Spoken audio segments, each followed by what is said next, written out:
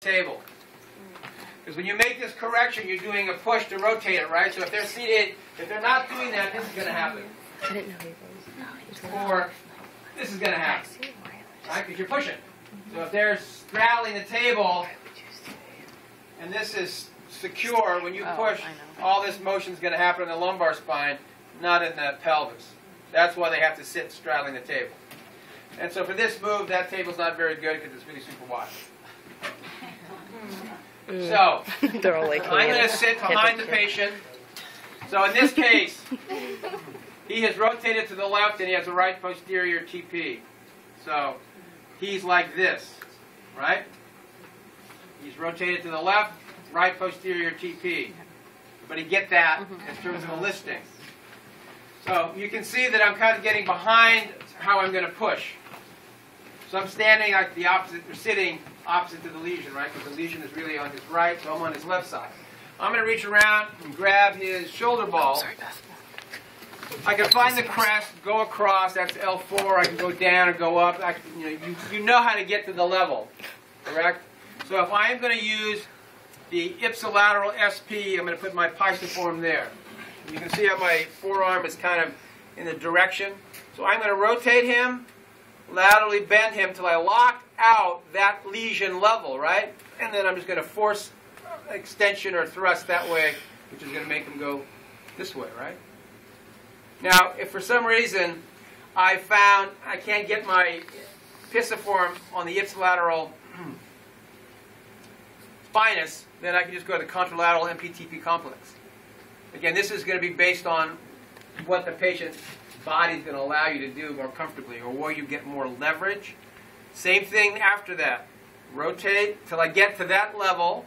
So this is not just an indiscriminate rotation. It's because you know when you rotate, it's like, okay, he's at that level of his lumbar spine. I'm going to side bend him. So now he's locked out at L4. He's locked out at L3. Now, practically speaking, maybe for today's purpose and even in the midterm, I wouldn't get too caught up on, is he really on L3? Just realize you're going to have to rotate, laterally bend, and then again, the correction, once the lockout is there, is to push that way. Everybody get that? Can I redo it again? Yeah, I'll do it with the lesion on the opposite side. So, this time he is rotated to the right, and he has a left posterior TP. Everybody got that? So I'm going to, well actually, so that's the lesion is like this. So for me to correct that, I'm going to start out like this. So I'm going to pull him this way. I'm going to either put my hand again on the ipsilateral SP, which is rotated towards me, right? And then I'm going to laterally bend and push that way. Or I'm going to contact the contralateral MPTP complex, rotate, laterally bend, and push. So you do everything the same, you're just in two different positions. Yeah, my contact is two different places. Now, if you want to turn face the other way. Dr. Abradovich, were you using your left hand on this side, right? Well, let me see. If the problem is on his right, I'm using my right hand.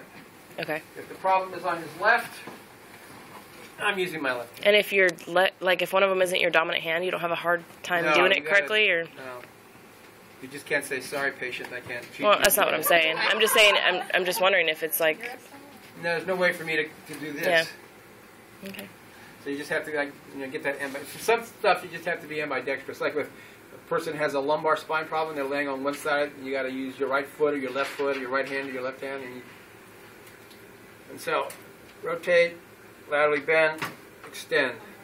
Well, the problem is now on his right side, laterally bend. Yeah, it doesn't. Rotate, laterally bend, and then extend. There are times, I don't always do this, but sometimes give myself a little bit more leverage. I'll put my elbow in my ASIS, and then I'll just use my whole body to push like that. And that gives my forearm a little bit more oomph because it's locked into my ASIS. That's sometimes a consideration. All right, y'all got that? Yeah. Good. Let's practice it up.